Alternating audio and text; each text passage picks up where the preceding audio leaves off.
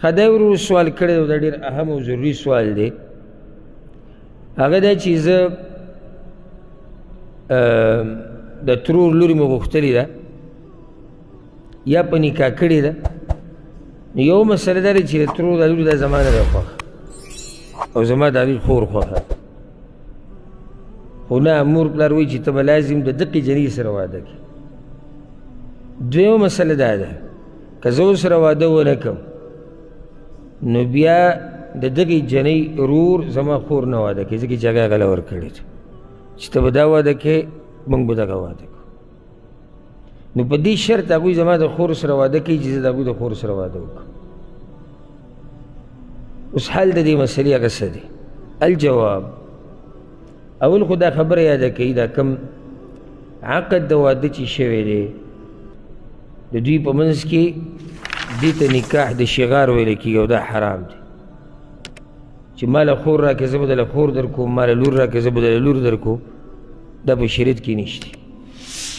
او حدیث کې داسې راځي صحیح بخاري صحیح مسلم کې عبدالله بن عمر رضی الله عنهما وی ان رسول الله صلی الله علیه وسلم نهى عن الشغار، پیغمبر صلی الله علیه وسلم د شغار د واده نه منع کړې ده. د شغار د واده څه ته وایي؟ نو د هغې تعریف دا دی چې هر یو خپله لور یا خپله خور بل ته په نکاح ورکي په دې شرط چې هغه له خپله خور یا خپله لور په نکاح ورکي، که منځ کې مهر او که نه. بعض علما دا وایي که مهر پکې ایښودی بیا څه خبره نه ده، بغیر مهر حرام دی، نه ده کمزورې خبره. که مهر پکې ایښودی او که نه یې ایښودی خو چې دا شرط یې پکې ولګو نو دا نکاح حرام دی. نو اولنۍ خبره خو رور په دې سوال کې دا ده چې دا نکاح په دې طریقې سره دا صحیح نه ده چې دا شرط پکې کېښودی شي. او که چېرته بې شرطه داسې کار وشي لکه یو کور والا لاړ شي د یو کور نه جنۍ وغواړي، بیا څه وخت بعد راشي هغوی هم د دې کور نه جنۍ وغواړي، هېڅ خبره نه ده. دا شرطونه پکې نه وي چې زموږ دا به غواړي نو موږ به یې درکوو، که دا دې ونه کړه نو هغه نه کوو، دا قصې پکې نه وي. خو اتفاقا داسې وشي نو په دې کې څه حرج نشته. خو که چېرته د مخکې نه اتفاق داسې وکړي او شرط پکې وتړي بیا دا نکاح حرام دی. اوس د ډېرو په زړونو کې به دا خبر راځي چې موږ خو داسې کړي دي، ځکه زموږ پښتنو کې دا قصې ډېرې دي. نو چې چا کړي دي صحیح خبره دا ده راجح قول او د حدیث په رڼا کې چې دا نکاح صحیح نه ده، خو دی جاهل و په هغه ټایم کې. نو اوس کول په ده داري چې دا نکاح صرف تجدید وکړي، بس نکاح تازه کړي، نور بې څه نشته، ځکه چې دی د دې مسلې نه خبر نه و، جاهل و، چا خبر کړی نه. نو د نکاح تجدید هغه پې لازم دی. نو دې ورور ته موږ دا وایو چې اول خو تاسو په دغه مسله کې پرېوتي او دا مسله څه ده؟ صحیح ده؟ غلطه ده، دا نکاح نشته په شریعت کې. دویمه مسله چې کومه غلطي کېږي دې ځای کې هغه ده چې نکاح چې کله کېږي په دې کې به هلک او جنۍ راځي او د جنۍ هغه کې ورسره بیا دام دي چې د جنۍ ولي به هم راځي. یعنې د هلک په نکاح کې مشر ته ضرورت نشته، د مشر رضا ته ضرورت نشته. یعنې یو هلک نکاح وکړه د یو جنۍ سره، جنۍ هم راضي ده، مشر هم راضي دی او د ده د طرف نه پکې نور څوک نشته، مشران نه پرې هغوی راغلي دي او نه وایي هغوی موږ راضي یو د نکاح وکړه، نکاح صحیح ده. اوس دلته مسله د هلک رضا د جنۍ رضا دا شرط دی او دلته هلک راضي نه دی، دا بل غلط کار دی. او په دې باندې ما د مخکې ورځو کې تفصیلي خبره کړې وه د مشرانو ته پیغام چې د بچو د لوڼو د زامنو په ودونو پورې هسې ټوغې مه کوئ. چېرې دا جنۍ مور وایي زما داسې خوښه ده دغه پلانۍ، هغه هلک ورته چغې وایي زما نه ده خوښه، دا وایي زما خوښه ده. نو ستا دې خوښه شي که نه، خو د هغه خو نه ده خوښه، ژوند خو به ورسره هغه تېروي، دا ظلم دی. دغه شان چې جنۍ راضي نه وي، جنۍ نه ده راضي، نو دا د جنۍ سره هم ظلم دی چې په زور زبردستي د هغې نکاح کړي.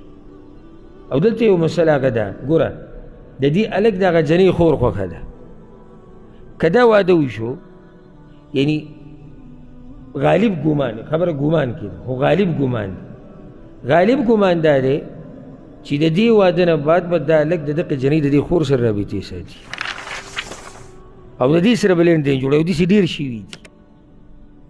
دقه د هغې سره به تعلقات وي او د دې ژوند خو تباه شو، دا خو به ده په نکاح کې ناست او شیطان ته موقع میلاو شي چې اوس خو دا جنۍ ستا په رشته کې د وزي راځي او ته ورته دا ووایه ته ورته داسې ووایه، نو دا یو بله لار کولاو شو.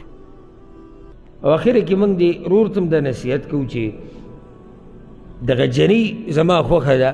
یو دا ټکې دې کې دا خبره یاده کړي، دغه جنۍ زما خوښه ده، طریقه د هغې دا ده چې ته مشرانو نه دغه جنۍ وغواړې، که جواب هغوی داسې درکړو چې یاره موږ یې نه درکوو، نو بیا د هغې نه بعد به ورسره بلکل رابطې او هېڅ نه ساتي. دا ګوره نشته په اسلام کې چې ته د ځان نه د جنۍ سره رابطې ساته او هغې سره لین دین ساته. که دا جنۍ راضي هم شي که نه او مشران یې پرې نه راضي، د تا سره نکاح نشي کولی او دا د فحاشۍ دروازې کولول دي. دا کوم ځای کې راغلي چې ځان له جنۍ ګوره او پخپله ورسره رابطې کوه. که بالفرض جنۍ دې خوښه شوه او جنۍ هم داسې نه خوښېږي چې لارو کوڅو کې ورته ته ناستې ډډې دې ګوري، پردو جنکو ته ګوري. مور پلار خبره وکړه یا چا کور کې باد شو کې چېرې پلاني کور کې جنۍ د ډېره ښکلې ده یا د یو وخت کې ولیده نظر یې به پرېوت هسې او خوښه شوې ده، لاړ شه معلومات وکړه په صحیح طریقې سره. کېدله درکړه صحیح ده، که درې نه کړه نو په اسلام کې ګورې د عشق مشق د قصې او په زوره جنۍ تختول او ودونه کول دا په اسلام کې د تصور نشتی. ګورې اسلام پاکه معاشره غواړي، پاکه. د چا لور خور دې خوښه ده ورشه مشران ځان سره بوځه ویې غواړه، دله درکړه ډېره ښه ده، درې نه کړه هم ډېره ښه ده او د دې نه به دشمنۍ مشمنۍ هم نه جوړېږي. موږ کې بله مسله دا ده زموږ پښتو معاشره کې، لکه که اوس زه د چا کور ته ورغلم او خپل زوی له رشته کو هغوی موږ یې نه درکوو، دا اوس دشمني شوه. لکه دې کې دشمنۍ ته څه ضرورت دی؟ کیدای شي زما دې زوی کې نقصان وي، هغوی هغه نقصان ته کتلي خپله لور نه ورکوي.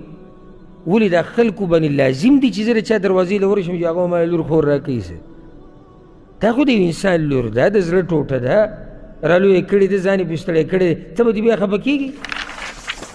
او اکثر دا خویندې دا چلونه ډېر کوي.